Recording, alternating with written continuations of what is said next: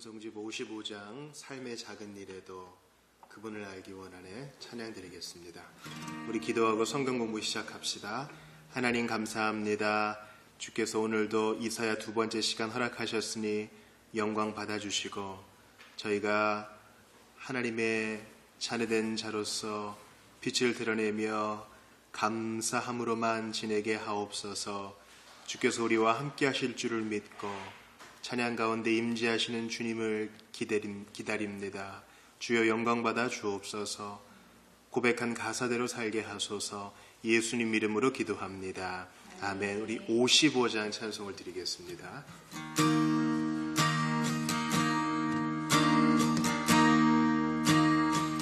삶의 작은 일에도 그 마음을 알기 원하네. 그 좁은 길로 가기 원해.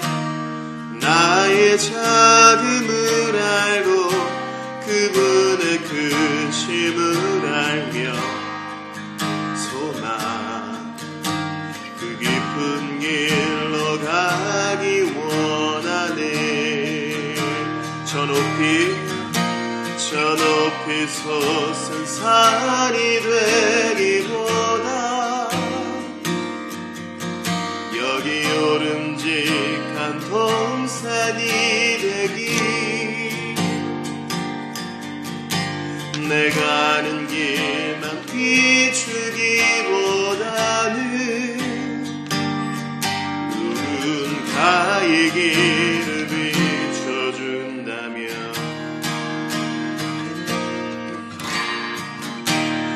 내가 노래하듯이 또 내가 얘기하듯이 살기. 난 그렇게 죽기 원하네. 삶의 한 절이라도 그분을 닮기 원하네. 사랑 그 높은 길로 가기 원하네.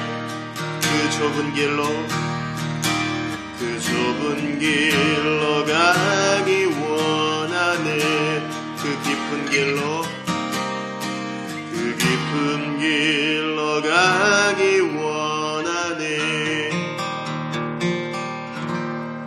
네, 168장을 드리겠습니다. 찬송집 169장을 먼저 드리고 168장 드리겠습니다. 정결하게 하는 셈이 나의 앞에 있도다. 죽임당한 어린 양을 찬송 드리겠습니다. 정결하게 하는 셈이 나의 앞에 있도다.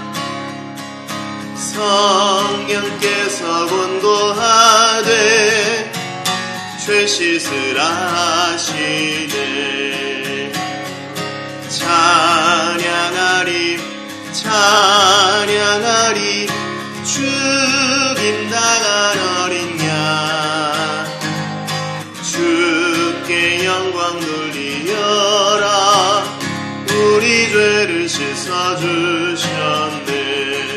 나가는 길 비록 좁고 내 뜻대로 안 돼도 모든 욕심 다 버리고 주만 따라가겠네. 찬양하리 죽임당한 어린 양. 주께 영광 돌리어라. 우리 죄를 씻어주셨네. 나의 마음 제단 위에 불길같이 타도다. 영원토록 찬양하며 주께 영광 돌리리. 찬양하리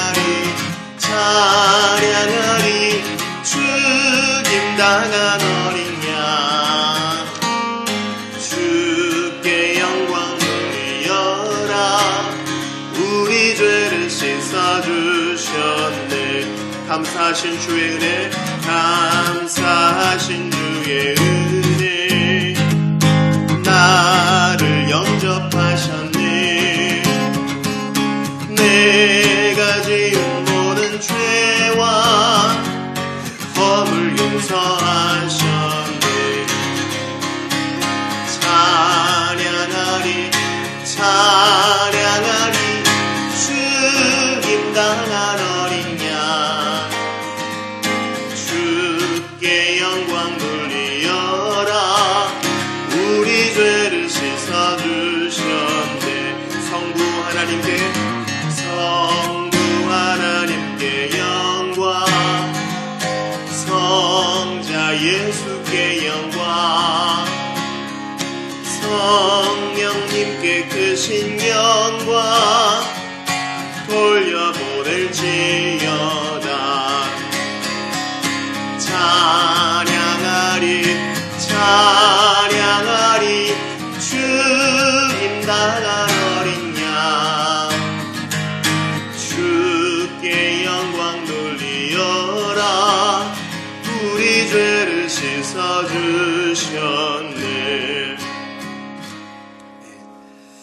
우리 그 옆에 있는 순례자의 노래 한 장 더 들으시고 오늘 이사야 성경 공부 두 번째 시간을 갖겠습니다.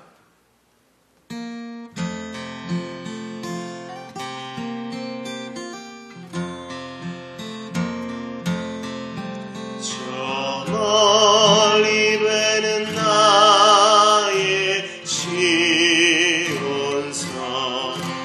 오 거룩한 곳 아버지지. 내 사모하는 집에 가고자 한 방을 세웠네.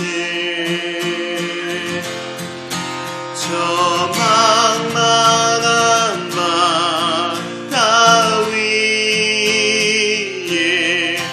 이 몸이 상할지라도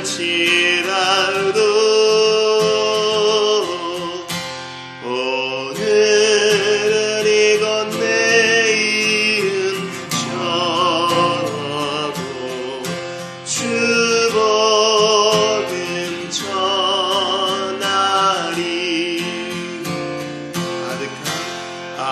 아득한 나의 갈 길 다가고 저 동산에서 편히 쉴 때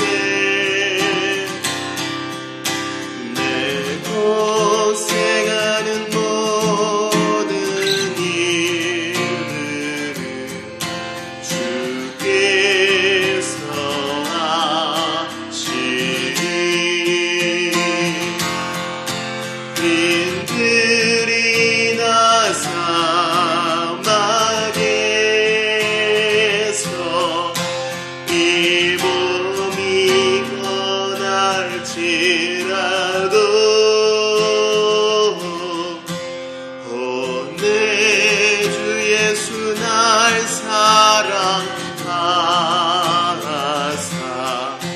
날 지켜주시리. 아멘. 아멘. 우리 하나님 말씀을 보겠습니다. 이사야 1장 10절부터입니다.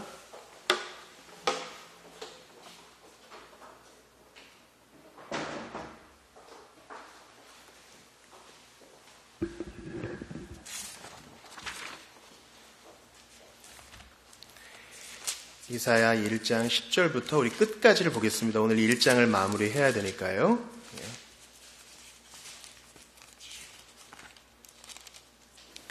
자, 제가 먼저 10절을 보겠습니다. 우리 교독합니다.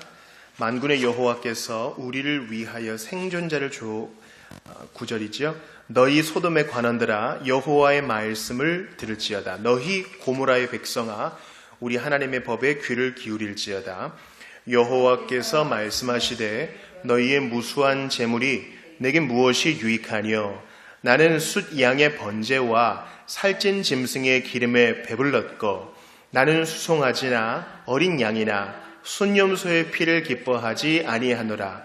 너희가 내 앞에 보이러 오니 이것을 누가 너희에게 요구하였느냐. 내 마당만 밟을 뿐이니라. 헛된 재물을 다시 가져오지 말라. 분향은 내가 가증히 여기는 바요. 월삭과 안식일과 대회로 모이는 것도 그러하니 성회와 아울러 악을 행하는 것을 내가 견디지 못하겠노라. 내 마음이 너희의 월삭과 정한 절기를 싫어하나니 그것이 내게 무거운 짐이라. 내가 지기에 곤비하였느니라. 너희가 손을 펼 때에 내가 내 손을 너희에게서 가리고 너희가 많이 기도할지라도 내가 듣지 아니하리니 이는 너희의 손에 피가 가득함이라. 너희는 스스로 씻으며 스스로 깨끗하게 하여 내 목전에서 너희 악한 행실을 버리며 행악을 그치고 선행을 배우며 정의를 구하며 학대받는 자를 도와주며 고아를 위하여 신원하며 과부를 위하여 변호하라 하셨느니라. 여호와께서 말씀하시되 오라 우리가 서로 변론하자. 너희의 죄가 주홍 같을지라도 눈과 같이 희어질 것이요 진홍같이 붉을지라도 양털같이 희게 되리라. 너희가 즐겨 순종하면 땅의 아름다운 소산을 먹을 것이요 너희가 거절하여 배반하면 칼에 삼켜지리라. 여호와의 입의 말씀이니라. 신실하던 성읍이 어찌하여 창기가 되었는고 정의가 거기에 충만하였고 공의가 그 가운데에 거하였더니 이제는 살인자들 뿐이로다. 내 은은 찌꺼기가 되었고 내 포도주에는 물이 섞였도다. 내 고관들은 폐역하여 도둑과 짝하며 다 뇌물을 사랑하며 예물을 구하며 고아를 위하여 신원하지 아니하며 과부의 송사를 수리하지 아니하는도다. 그러므로 주 만군의 여호와 이스라엘의 전능자가 말씀하시되 슬프다. 내가 장차 내 대적에게 보응하여 내 마음을 편하게 하겠고 내 원수에게 보복하리라. 내가 또 내 손을 네게 돌려 네 찌꺼기를 잿물로 씻듯이 녹여 청결하게 하며 네 혼잣물을 다 제하여 버리고 내가 네 재판관들을 처음과 같이 내 모사들을 본래와 같이 회복할 것이라. 그리한 후에야 내가 의의 성읍이라 신실한 고을이라 부르리라 하셨나니 시온은 정의로 구속함을 받고 그 돌아온 자들은 공의로 구속함을 받으리라. 그러나 폐역한 자와 죄인은 함께 패망하고 여호와를 버린 자도 멸망할 것이라. 너희가 기뻐하던 상수리 나무로 말미암아 너희가 부끄러움을 당할 것이요 너희가 택한 동산으로 말미암아 수치를 당할 것이며 너희는 잎사귀 마린 상수리 나무 같을 것이요 물 없는 동산 같으리니. 같이 봅니다. 강한 자는 삼오락이 같고 그의 행위는 불티 같아서 함께 탈 것이나 끌 사람이 없으리라. 아멘. 반갑습니다. 우리 지난 시간에 이사야 첫 번째 시간 간단한 소론을 했는데요. 이제 그 주일에 요약해서 좀 나눠드렸어요. 요약지는 A4 한 장 앞뒤잖아요. 그러니까 이것은 절대 성경 공부 자체를 대체할 수는 없지만 기록 차원에서 간략히 남겨놓는 것입니다. 우리 지난주 복습을 해보죠. 이사야는 66장의 성경을 남긴 기록 선지자였죠. 그러나 그렇지 않은 12명의 소 선지자도 있다 그랬잖아요. 우리는 소명은 각자다라는 사실을 기억하면서 이사야가 될 분량의 사람도 있고 또 미가나 나훔과 같은 분량이 될 사람도 있어요. 그러니까 우리는 양의 승부를 보지 말고 거룩함의 승부를 봐야 한다.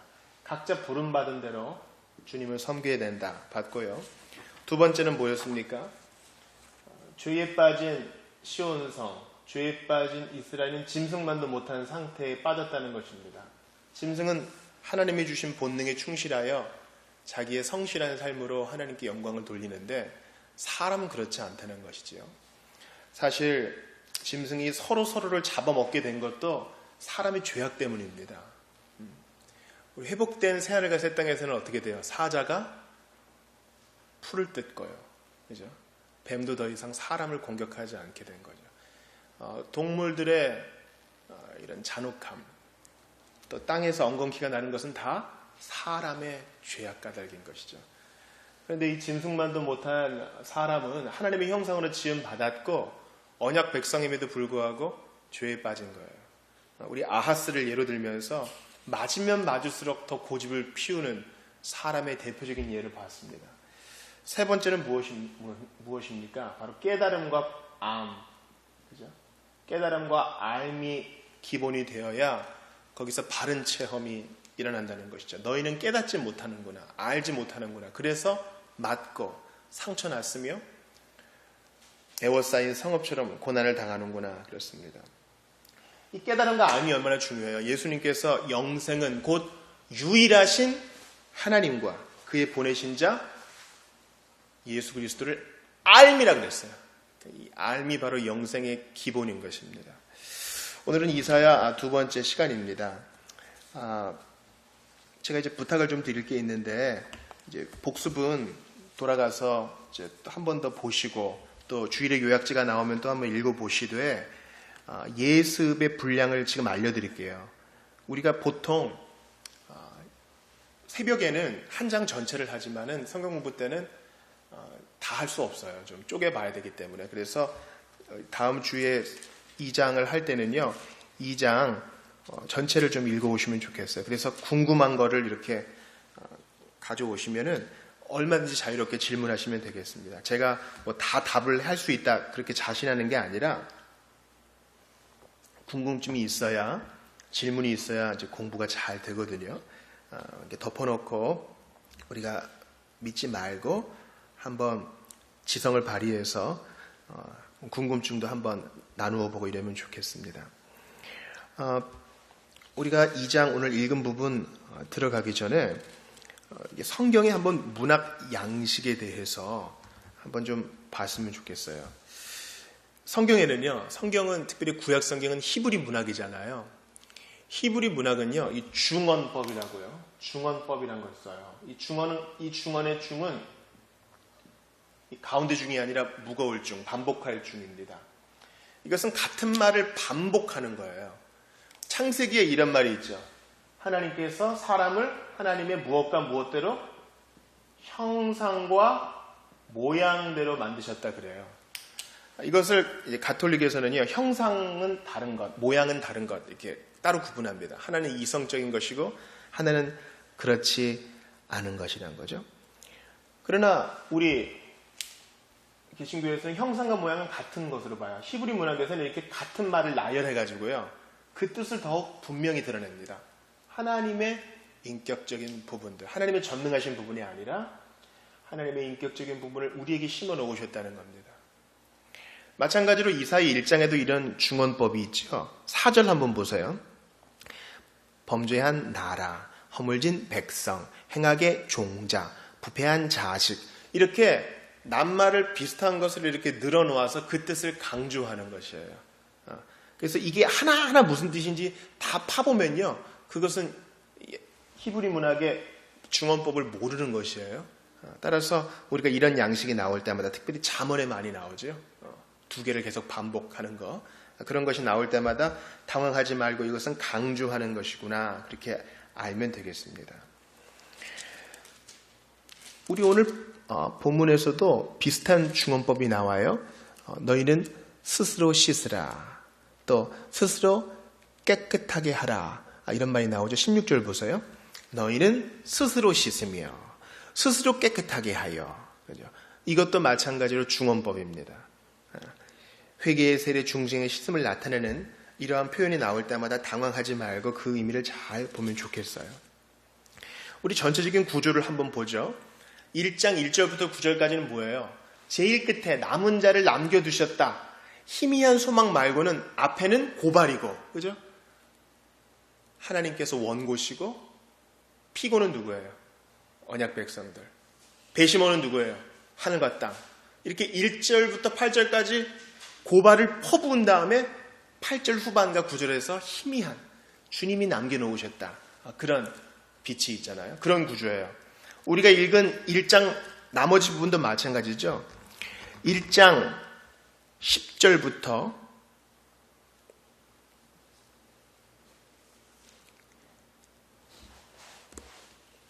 17절까지는 주님께서 이들을 다시 고발하세요. 너희는 지금 소돔과 고모라와 같다. 그리고 18절부터 20절에는 또 소망을 나타내세요. 주님이 먼저 손을 내미세요. 우리 한번 얘기를 좀 해보자. 너 입이 있으면 얘기해봐라. 내가 너에게 기회를 줄게. 또 소망이 짧게 반짝여요. 이러한 소망이 이사야 40장 이후부터는 더욱 밝게 빛납니다. 밝게 빛나요. 또한 21절부터 24절까지는 뭐예요? 주님께서 친히 보복하겠다. 여러분 24절에 뭐가 나와요? 내 원수에게 보복하니라. 주님이 언약 백성에게 너 나의 원수야 그렇게 말씀하세요. 그러니까 뭐 아브라함이 조상이고 뭐 다윗이 후손이고 이런 거 필요 없어. 말씀을 어기는 자는 내 원수야. 그렇게 주님이 보복의 의지를 드러내시지만 25절부터는 또 뭐예요? 내가 너를 씻겠어. 너를 청결하게 하겠어. 26절 재판가들 회복시키겠어. 그렇게 말하면서 또 그 이후에 28절 이후에는 삼나무처럼 사모라기처럼 불티처럼 내가 너희를 태우겠다. 그러니까 주님께서 이러한 심판과 회복의 메시지를 계속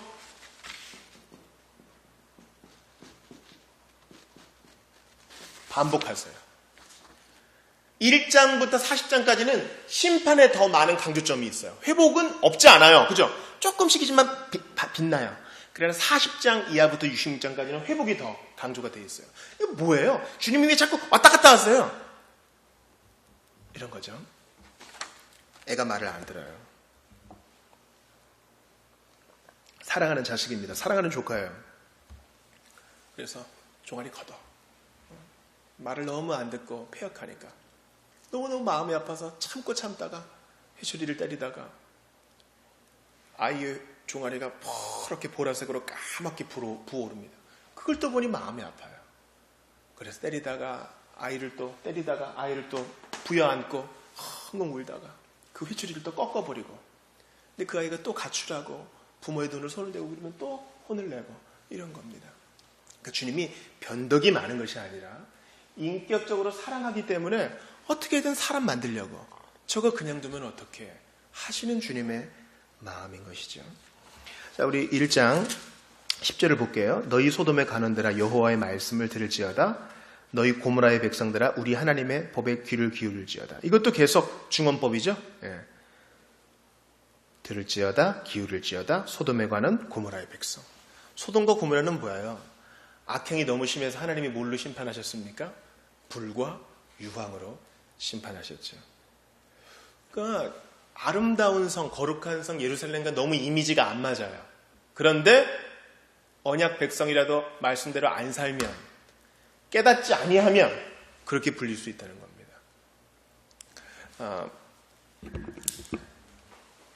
이런 속담이 있어요. 가장 아름다운 것일수록 가장 좋은 것일수록 썩으면 그 악취가 더합니다. 그렇죠? 좋은 것일수록 타락하면 악취가 심해요. 예루살렘도 하나님의 말씀이 있고 율법과 선지자가 있었지만 타락하니까 소돔과 고모라와 같이 되는 겁니다. 신자도요, 여러분. 신자도. 예수 믿는 사람이 도덕적으로 깨끗하면 좋겠지만 신자도 교회 떠나고 하나님 말씀 버리면 불신자보다 더 악하게 되는 것을 봐요. 우리가 항상 조심해야 돼요. 12절 보세요. 여호와께서 말씀하시되 너희의 무수한 재물이 내게 무엇이 유익하뇨? 나는 숫 양의 번제와 살찐 짐승의 기름에 배불렀고 나는 수송아지나 어린 양이나 순년소의 피를 기뻐하지 아니하노라. 주님께서 이러한 재물 너희들이 많이 가져오고 필요 이상으로 가져오고 깨끗한 거 갖고 와도 너희가 깨닫지 않았기 때문에 마음이 이러니 받지 않겠다 하시는 거예요. 우리의 예배가 아무리 설교가 좋고 우리의 예배 때 아무리 기가 막힌 퍼포먼스가 있어도 우리 마음이 돌아서지 않으면 하나님께서 그 봉헌, 그 몸이 온 거, 시간 들인 거 다 안 받겠다 하시는 겁니다. 실제로 이 제물을 드리면서 피를 흘리잖아요. 우리 바울이 내 몸을 관자와 같이 쏟을지라도 그렇게 얘기하잖아요. 이렇게 기름을 붓는 거예요. 또 피를 붓는 겁니다. 그렇게 제사 때 피를 보면 죄의 삭은 생명이구나. 이것을 알아야 되는데 전혀 의미를 깨닫지 못하는 것이죠. 12절 보세요. 너희가 내 앞에 보이러 오니, 그저 얼굴 도장만 찍으러 오니 이것을 누가 너희에게 요구했느냐? 내 마당만 밟을 뿐이니라. 와서 인격적인 교제, 심판과 회복하시는 인격적인 하나님 만나야 되는데 그러지 못하니까 출석 도장만 찍는구나 합니다. 13절 보니까 헛된 재물을 다시 가져오지 말라. 분향은 내가 가증히 여기는 바요. 월삭과 안식일과 대회로 모이는 것도 그러하니 성회와 아울러 악을 행하는 것을 내가 견디지 못하겠노라. 이들이 뭐 부족한 게 없어요. 정확하게 지킵니다. 11조도 정확하게 합니다. 고르반. 근데 하나님이 그것을 가증하게 여기신다 했어요. 사랑하는 여러분, 여기서 재물, 분향, 월삭, 안식일, 대회, 성회, 이게 가리키는 게 뭐예요? 최종적으로 가리키는 게 뭐예요? 예수 그리스도예요.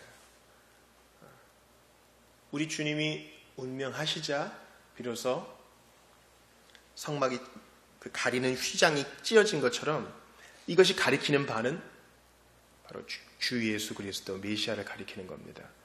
그러니까 하나님의 뜻을 알고 하나님의 대속의 은혜를 알고 하나님이 어떤 분이신지 알고 이것을 구해야 되는데 시키는 거 다 했잖아요. 뭐가 부족해요? 이런 자들에게 주님이 가증하다 말씀하시는 거예요. 14절 보세요. 내 마음이 너희 월삭과 정한 절기를 싫어하나니, 월삭은 이제 월초에 모이는 것이죠. 그런 거 싫어한다. 그것이 내게 무거운 짐이라. 내가 지기에 곤비하였느니라. 하나님이 자신을 사람처럼 표현하세요. 이런 것을 신인 동형론적 표현이라 그래요. 곤비하다, 지친다 이런 겁니다. 너희가 손을 펼 때 내 눈을 너희에게서 가리고 너희가 많이 기도해도 내가 듣지 아니하리니 이는 너희의 손에 피가 가득함이라. 우리 기도 많이 하는 거 좋아하잖아요. 너희가 기도 많이 해도 내가 안 들을 거야. 뭐 하면? 깨닫지 않으면. 제가 오늘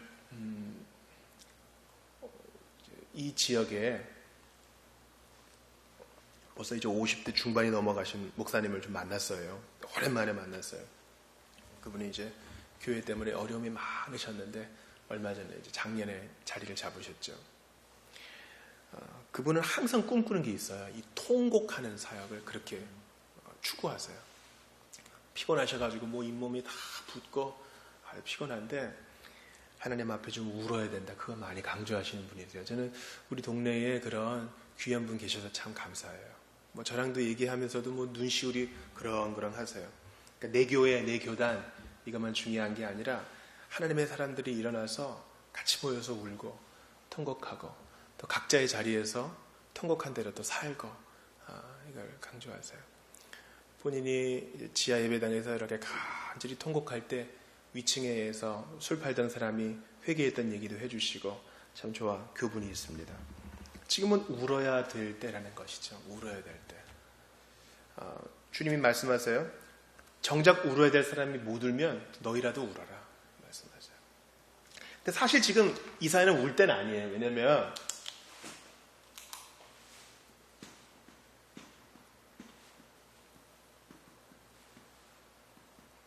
이 기록 선지자가 크게 세 부류가 있거든요. 기록 선지자. 첫 번째는 이사야야. 지금 이사야 때는 아직 북이스라엘 남유다가 그대로 있어요. 아직 울 때는 아니에요. 겉으로 볼 때. 예레미야는 진짜 울죠. 통곡의 선지자잖아요. 북이스라엘 정신 못 차리니까. 에스겔은 뭐예요? 이미 뭐 다 끌려가고 환상을 봐요. 그래서 예레미야 선지자는요. 예레미야 31장에서 주님이 마음에 할 일 말씀하시죠. 내가 새 마음 줄 거야. 에스겔은 뭐예요? 주님께서 내가 새 영을 너에게 내려줄 거야. 통곡이 심할수록 주님의 언약이 더욱 빛나요. 이사야는 아직 그럴 때는 아닌데 나라가 아직 쪼개졌긴 했지만 건재하잖아요. 그래도 통곡하라 그래요. 왜입니까? 속이 썩었는데 통곡을 해야죠. 16절 보세요. 너희는 스스로 씻으며 스스로 깨끗하게 하여 내 목전에서 너희 악한 행실을 버리며 행악을 그치고 선행 배우며 정의 구하며 학대받는 자 도와주며 고아 위하여 신원하며, 신원은 이제 원통함을 갚아준다는 거예요. 과부를 위해 변호하라. 여러분, 주님께서 깨달으라 말씀하실 뿐만 아니라 뭐라고 하세요? 행동해라, 씻으라, 깨끗하게 해라, 악한 행실 버리라, 그리고 17절 선행을 하라, 그렇게 말씀하세요. 우리 나눠드린 쉬운 성경 보고 한번 말씀을 찾아볼게요. 마태복음 21장 찾아볼게요. 마태복음 21장 28절부터 한번 볼게요. 이 상관관계가 있어요.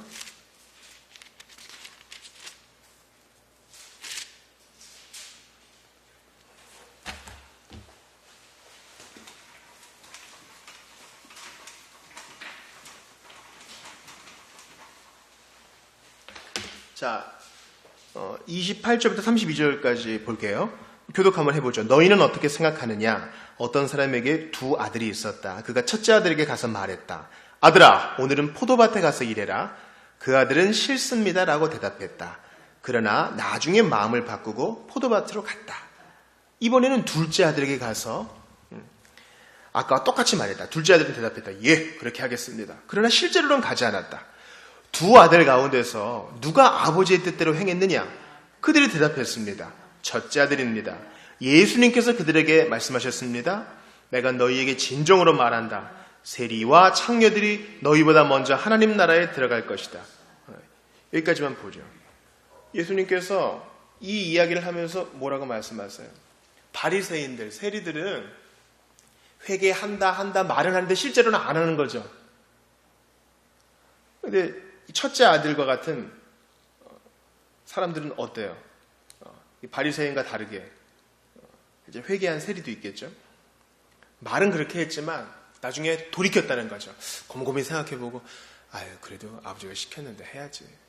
주님은 첫 번째에 더 힘을 실어주셨어요. 그러니까 우리가 교회 생활하면서도 말이 전부가 아닌 것을 알게 돼요. 한 사람이 기가 막힌 신앙 고백을 해도 그 사람 마음이 어떤지는 지켜봐야 됩니다. 자비교회 교인 서약을 할 뿐만 아니라 이제 자비교회 이제 집사가 세워져야 돼요. 실제로 재정을 다루고 실제로 고아와 과부를 돕는 사람 말이죠. 처음에는 조금 어눌할 수 있지만 그 마음이 하나님께 확정된 것으로 인정된 사람이 교회엔 필요하다는 겁니다. 말은 해놓고 안 가는 둘째 아들 말고요. 오늘 본문도 똑같죠. 너희 행동부터 좀 해라. 행동해라. 어떤 행동하라 그럽니까? 17절에 정의를 구하고 학대받는 자 도와주고 고아 신원하고 과부를 위해 변호라. 이거 지금으로부터 2000 몇백 년 전 얘기잖아요. 그럼 오늘날 우리가 돌보아야 될 학대받는 자, 고아와 과부 누가 있을까요? 제가 이거 준비하면서 곰곰이 생각해봤어요.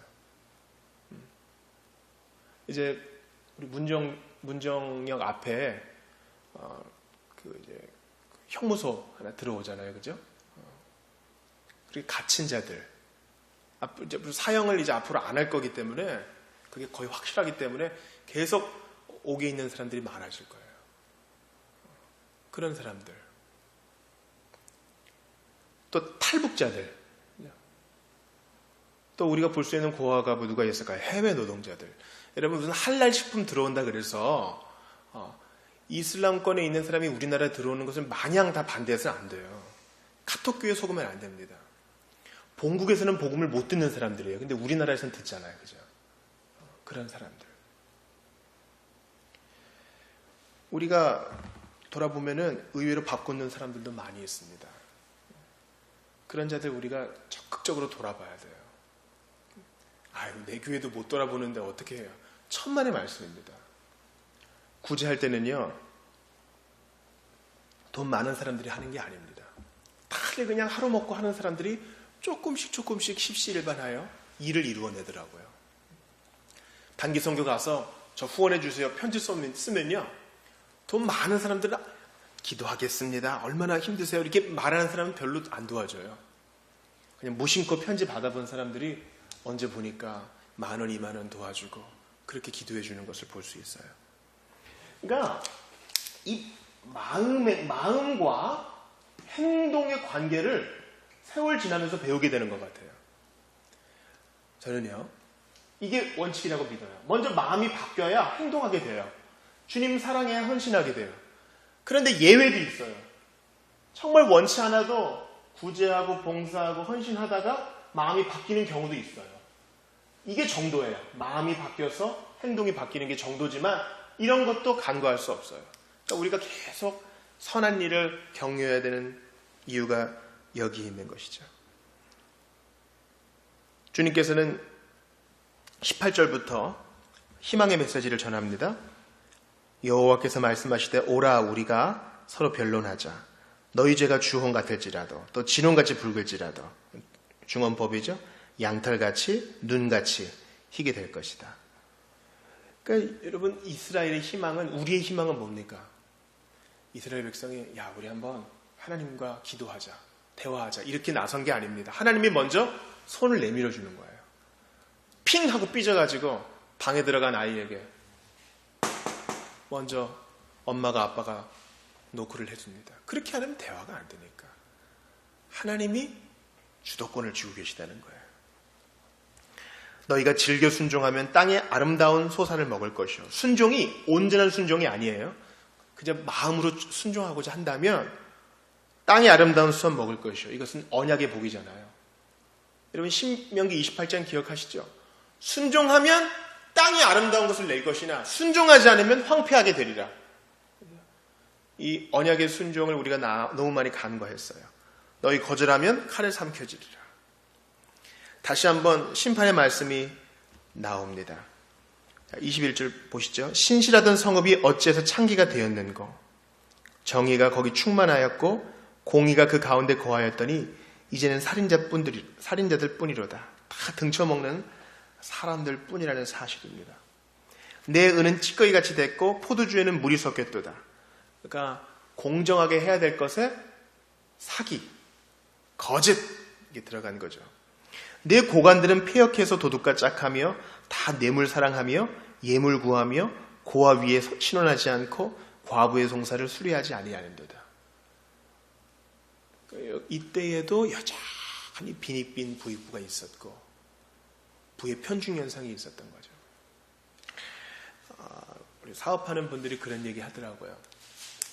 지금 대한민국은 이렇게 한 학급으로 얘기할 수 있는데 선생님이 1등부터 10등만 딱 데려와가지고 얘들아 우리 반평균이 올라가야 되니까 너희들이 조금만 해가지고 평균을 올리자 이렇게 권하는 사회라는 거예요. 아이들 전부가 다 잘해야지 반평균이 올라갈 텐데 얘네들은 공부하면 분명히 할 애들이거든요. 대한민국이 이렇다는 사실이에요. 그러니까 중소기업이 어렵고 서민들이 어려운 세상이 된 것입니다. 나라의 경제가 올라갔다고 보도는 하죠. 그러나 지금 1등부터 10등까지가 올려놓은 거예요. 나머지가 어렵습니다. 여기에 대해서 우리의 기도의 지경도 좀 넓어져야 됩니다. 주님 어찌 해야 되겠습니까? 고아와 과부가 있는데 어찌 해야 되겠습니까? 그러므로 주 만군의 여호와 이스라엘의 전능자가 말씀하시되 슬프다. 내가 장차 내 대적에게 보응하여 내 마음 편하게 하겠고 내 원수에게 보복하리라. 그러니까 대적과 원수가 바로 언약 백성이 된 거예요. 우리가 이렇게 안 하면 주님이 우리에게 대적과 원수라고 말하신다는 것입니다. 내가 또 내 손을 네게 돌려 내 찌꺼기를 잿물로 씻듯이 녹여 청결하게 하며 내 혼잣물을 다 제하여 버리고. 그러니까 주님께서 돌연히 여기서 또 희망의 메시지를 전하시죠. 재판관들을 처음처럼 모사들을 처음처럼 회복할 것이다. 다시 의의 성읍 신실한 고을이 되겠고 27절 보세요. 정의로 구속함 받고 돌아온 자들이 공의로 구속함을 받으리라. 그러니까 하나님의 심판의 메시지 속에 이렇게 약속이 번뜩이고 있어요. 우리 말씀 한번 찾아볼게요. 로마서 9장 29절 보죠. 우리 지난 시간의 핵심 구절이라고도 할 수 있고 오늘의 주제라고도 할 수 있어요. 로마서 9장 29절 쉬운 성경으로 찾아봅시다. 로마서 9장 29절.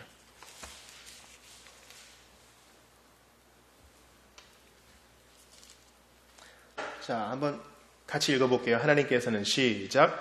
하나님께서는 죄송해요. 8장 29절을 제가 찾았네. 9장 29절. 시작. 또 일찍이 이사야가 이렇게 예언한 것과 같습니다. 만군의 주님께서 우리에게 후손을 남겨두지 않으셨다면 우리는 소돔처럼 되고 고모라처럼 되었을 것이다. 그렇죠? 그러니까 처음부터 끝까지 다 하나님이 하시는 거예요. 주님이 이렇게 화를 내셨다가 내가 너를 내 원수처럼 취급할 거야. 대적처럼 취급할 거야. 근데 아니야. 내가 너를 씻길 거야. 다시 옛날의 모습으로 돌이키게 할 거라고. 주님이 열심이에요. 그러니까 하나님의 열심 없으면 우리는 진짜 아무것도 아니에요. 때로는 우리 열심히 불타오를 때도 있어요. 그죠? 근데 조금만 피곤하고 조금만 아프고 조금만 근심이 있으면 웬걸요? 열심은 금방 사그러져 버려요. 그러니까 우리 열심을 기대하면 우리는 진짜 아무것도 아닙니다. 그런데 우리를 청결하게 하시고 우리 혼잣물을 재해내시고 우리를 회복해 하시는 하나님의 열심 때문에 오늘도 우리가 기대고 서 있는 겁니다. 이사야의 메시지에 우리가 정말 천착할 필요가 있어요. 주님이 이런 분이라는 사실을 이들이 지금 모르고 있는 거죠. 무감각해 있는 거예요. 제가 지금 이제 설교를 글로 지금 남기려고 하는데 그 첫 번째 모티브가 바로 무감각이에요. 여러분 기도해 주세요. 이제 처음 얘기하는 건데 무감각을 모티브로 지금 글을 좀 쓰고 있어요. 이 무감각이 대단한 문제예요. 무감각. 제 돌아가신 이제 외삼촌이 병을 많이 앓았습니다. 피난 때부터 고생을 많이 하시고 저희 이제 모친 표현으로는 돌아가신 할머님이 아들 하나니까 아들 하나 이제 한 명은 이제 학교를 다니다가 북에서 학교를 다니다가 이제 남한군이 돼가지고 실종되었으니까 이제 아들이 하나 남았잖아요. 이 아들 하나는 잘 키워야 되겠다 해가지고 항상 국을 끓이면 아들 국은 따로 고기가 조금이라도 들어간 국을 먹였는데 뭐 천식을 비롯해서 많이 아팠다는 거예요. 마지막에는 50견도 오고 너무너무 아픈 병이 있어가지고 그 고통이 너무 심하면 병원에서 하는 최후의 수단이 바로 신경을 끊는 거랍니다. 그러면 고통을 못 느끼니까. 그렇게 아주 고생을 많이 하다가 주님 품에 가셨어요. 신경을 끊으면 아픔은 없죠. 그죠? 그러나 어떻게 돼요? 감각을 못 느끼게 되니까 썩어도 또 다른 문제가 생겨도 모르는 것이죠. 나병이 왜 무섭습니까? 감각이 없으니까 운동화 속에 들어간 돌멩이 하나가 다 피고름을 일으키고 살을 헤집어놔도 못 느끼는 거 아니에요? 그게 바로 무감각의 위험함입니다. 지금 이 백성들도 율법이 있고 선지자가 있고 하나님의 약속이 있는데 무감각해서 지금 이 지경이 된 거예요. 하나님이 너는 내 대적이야. 내 원수야라고 말하는 지경까지 간 거죠. 우리 호세아 말씀 한번 찾아보죠. 소선지서 호세아 6장 6절을 한번 찾아보겠습니다. 쉬운 성경 6장 6절을 한번 찾아볼게요. 우리가 지금 이렇게 하는 게 이제 관주 성경 방식으로 성경을 공부하는 건데요.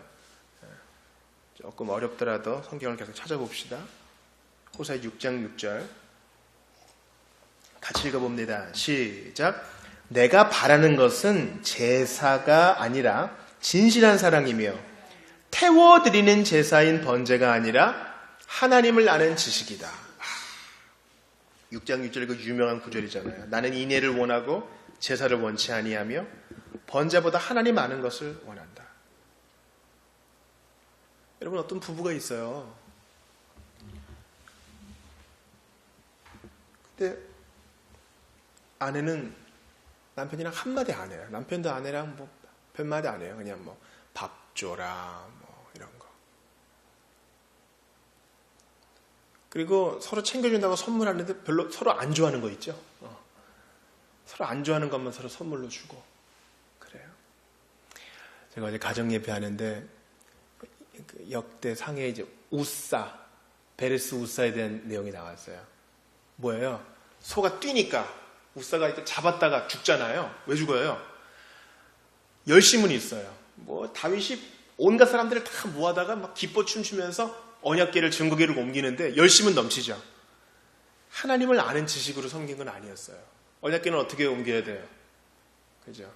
레위지파 고핫 자손이 궤를 꽂아가지고 채에 꽂아가지고 반드시 매야 되잖아요. 근데 그것을 수레에 옮기다가 소가 뛰니까 그거 잡으려고 그러다가 죽게 됩니다. 우리가 거기서 뭘 배웠냐면, 아이들과 뭘 나눠야 되냐면, 하나님을 제대로 바른 지식으로 섬겨야 된다. 그거 얘기했어요.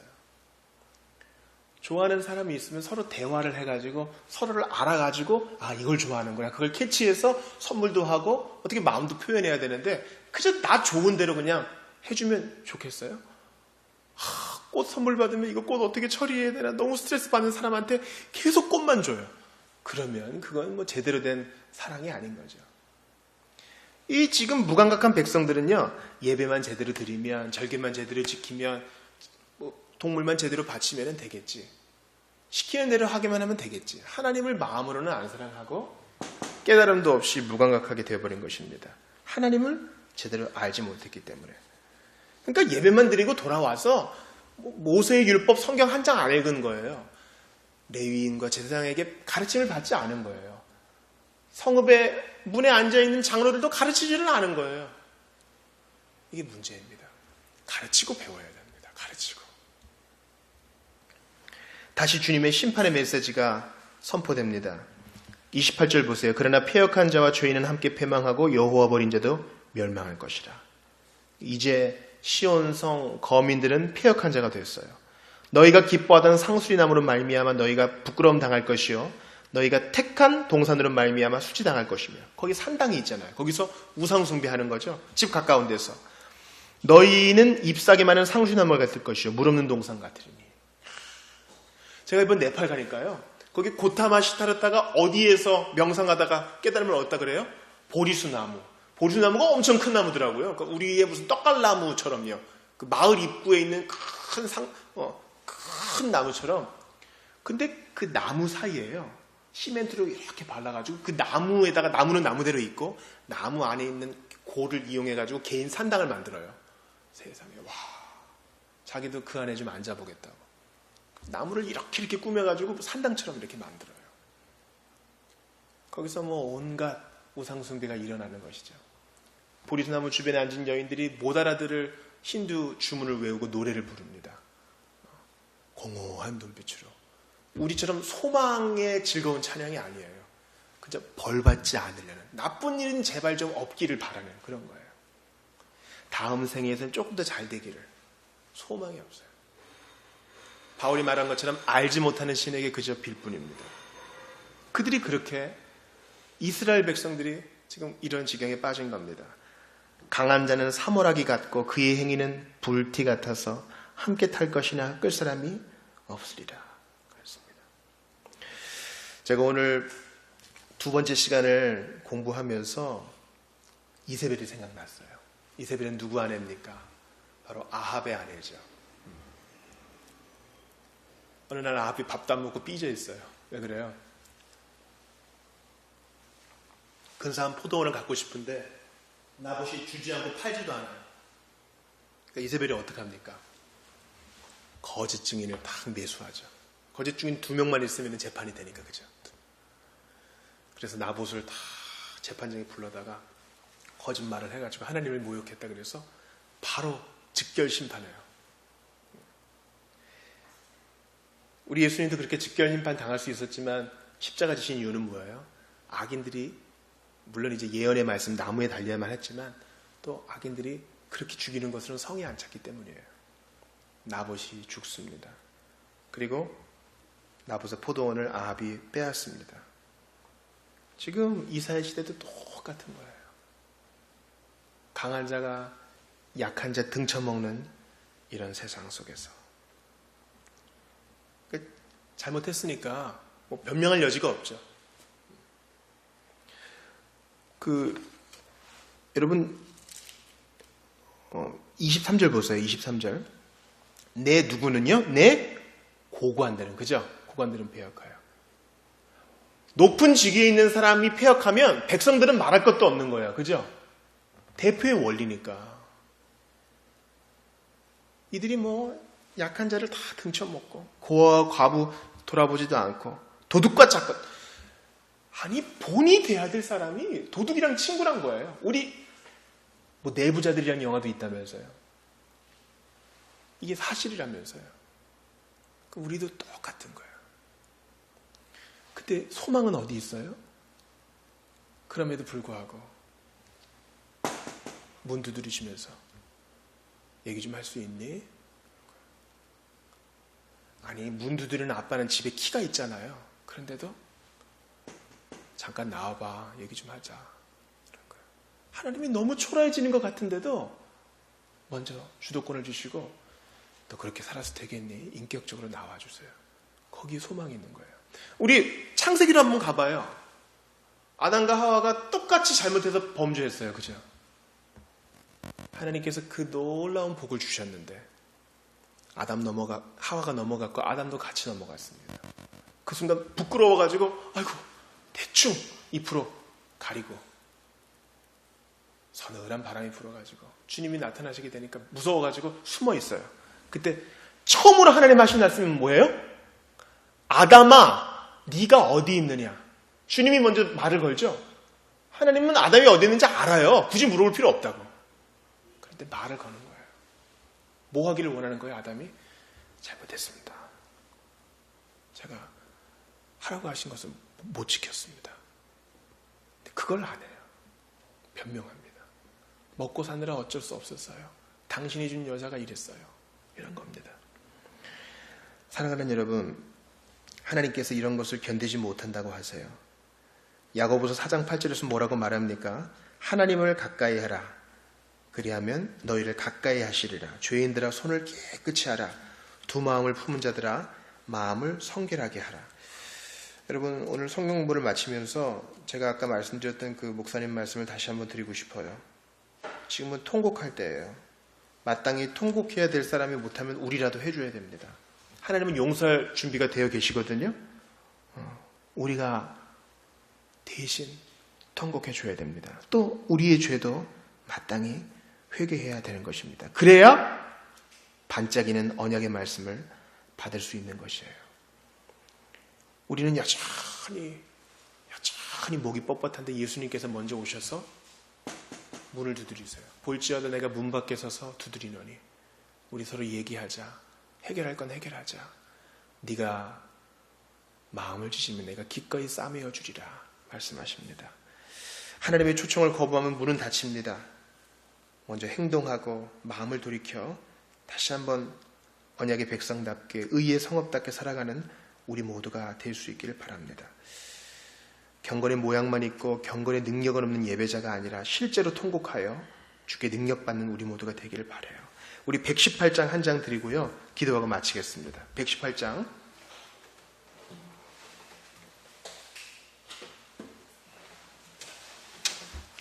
예수 피를 힘입어 우리 이 찬송 드리고 함께 기도를 좀 나누고 성공물을 마치기 원합니다. 예수 피를 힘입어 우리에게 먼저 대화를 걸어주시는 주의 보혈 그것밖에 의지할 것이 없습니다. 118장 드립시다. 주의 보좌로 나아갈 때에 어떻게 나가야 할까? 나를 구원한 주의 십자가 그것을 믿으며 달에 주의 보좌로 나아갈 때 주의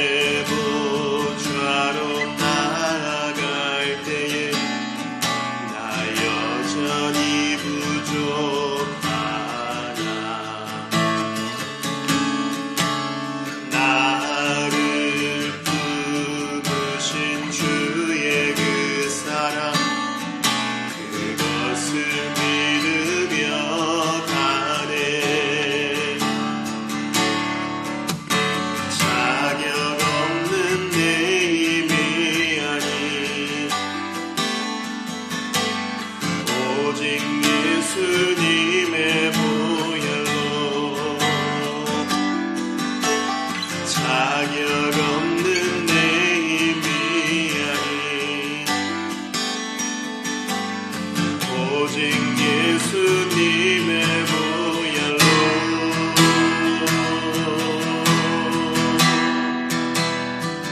십자가의 보혈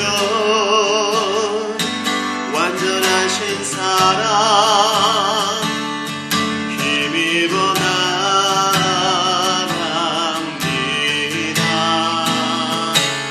십자가의 보혈 완전하신 사랑 힘입어 예배합니다.